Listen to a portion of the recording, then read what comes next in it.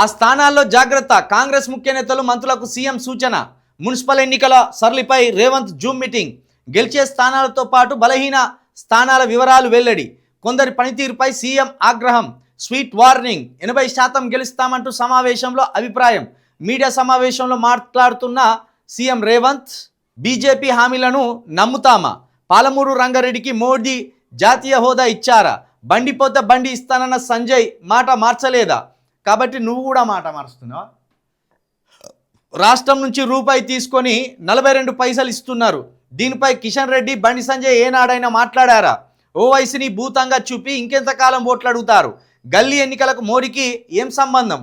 మోడీ పాడైతే మోడీ వచ్చి తీస్తారా?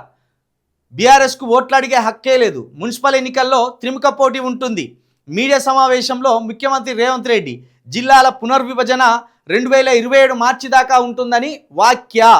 రేవంత్ రెడ్డి గారు ఇప్పటిదాకా స్ట్రాటజికల్గా ఆడిన పొలిటికల్ గేమ్ సక్సెస్ అయింది. అది దాదాపు అసెంబ్లీ ఎన్నికల నాటి నుండి మొన్న జూబ్లీహిల్స్లో జరిగిన ఎన్నికల వరకు రేవంత్ రెడ్డి గారి స్ట్రాటజీ సక్సెస్ అయింది.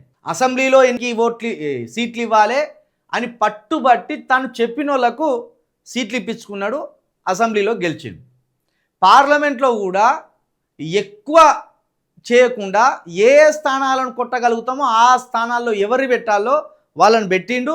బీజేపీ తోటి కొంత సఖ్యతమైన నేర్పరితనం నేర్పిండు. అక్కడ ఒక 8 సీట్లు కొట్టిండు.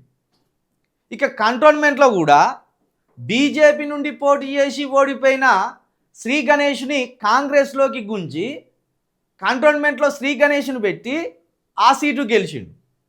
జూబ్లీహిల్స్లో అసలు టికెటే రాకుండా పోటీ చేయకుండా సైలెంట్గా ఉన్న నవీన్ యాదవ్ను తీసుకొచ్చి టికెట్ ఇచ్చి నవీన్ యాదవ్ గెలిచేదానికి దోహదపడ్డాడు. ఇవన్నీ కూడా ఆయా ఎన్నికల్లో రేవంత్ రెడ్డి గారి స్ట్రాటజీ కావచ్చు, ఆయన వ్యూహాలు కావచ్చు, ఆయన ఎంచుకున్న అభ్యర్థులు కావచ్చు, గెలిచిన్లు. రేవంత్ రెడ్డి గట్టి నాయకుడు అవ్వడానికి ఇవన్నీ కూడా ఉపయోగపడుతున్నాయి. మరి అదేవిధంగా గ్రామ పంచాయతీ ఎన్నికల్లో కూడా కొంత ఎక్కువగా కాంగ్రెస్ సీట్లు గెలుచుకునేవి. వాళ్ళ మద్దతుదారులు ఎక్కువ గెలుచుకున్నారు. కానీ ఇవి పార్టీ గుర్తుల మీద జరిగే ఎన్నికలు. మరి మున్సిపల్ ఎన్నికల్లో ఎట్లాంటి రిజల్ట్ ఉండబోతుంది అనేది మాత్రం కొంత ఆసక్తిగానే ఉన్నది. ఎందుకంటే ఇటు బీజేపీ కావచ్చు, బీఆర్ఎస్ కావచ్చు, వాళ్ళ పేపర్లు కావచ్చు, వాళ్ళ సోషల్ మీడియా కావచ్చు, minute to minute Revanth Reddy మీద ద్వేషాన్ని వెళ్ళగక్కుతున్నారు. రేవంత్ రెడ్డి పాలన అట్టర్ ఫ్లాప్ అయిందని చెప్తున్నారు. రేవంత్ రెడ్డి ఒక్క హామీ కూడా నెరవేర్చలేదని ఎప్పటికప్పుడు మినిట్ టు మినిట్ వార్తలు ఇస్తాను వాళ్ళు, బీఆర్ఎస్కు సంబంధించిన సోషల్ మీడియా.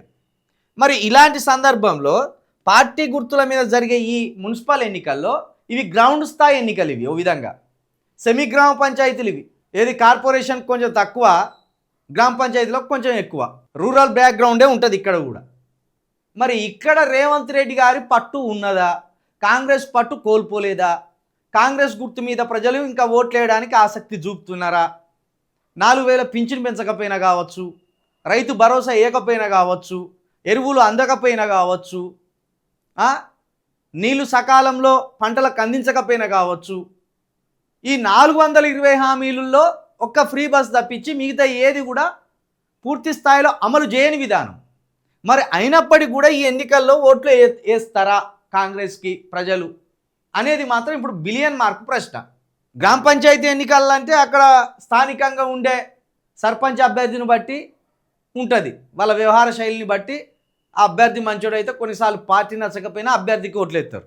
మరి ఇక ఇది అయితే ఏకంగా గుర్తులతోటి ఉంటుంది. గ్రామ పంచాయతీలో గుర్తులు ఉండవు, పార్టీ గుర్తులు ఉండవు. ఇక్కడ పార్టీ గుర్తులు ఉంటాయి. ఇప్పుడు పార్టీ గుర్తులను గుర్తుపట్టి వృద్ధులు ఓట్లేస్తారా, రైతులు ఓట్లేస్తారా, నిరుద్యోగులు ఓట్లేస్తారా? మరి ఇప్పుడు ఈ పెద్ద టాస్క్ అయితే రేవంత్ రెడ్డి గారి ముందు ఉన్నది. ఒకవేళ ఇక్కడ కూడా మెజార్టీ స్థానాలను కాంగ్రెస్ కనుక గెలుచుకుంటే బీఆర్ఎస్ చేస్తున్న దుష్ప్రచారం అంతా కూడా గాలికి ఎగిరిపోయినట్టే. ఎందుకంటే వీళ్ళు బలంగా రేవంత్ రెడ్డి గారు ఏం చెప్తున్నారు? బడ్జెట్ను మొత్తం కేటీఆర్, హరీష్ రావు దుర్వినియోగం చేసిండ్రు. 6 లక్షల కోట్ల అప్పు చేసి రాష్ట్రాన్ని అంగడి చేసిండ్రు. దాన్ని నేను చక్కదిద్దుకొస్తానా అని రేవంత్ రెడ్డి గారు చెప్తున్నారు. మరి రేవంత్ రెడ్డి గారు చెప్తున్న వాదనను ప్రజలు విశ్వసిస్తున్నారా అనేది ఈ మున్సిపల్ ఎన్నికలలో మరొకసారి తెలిసే ప్రయత్నం ఉన్నది.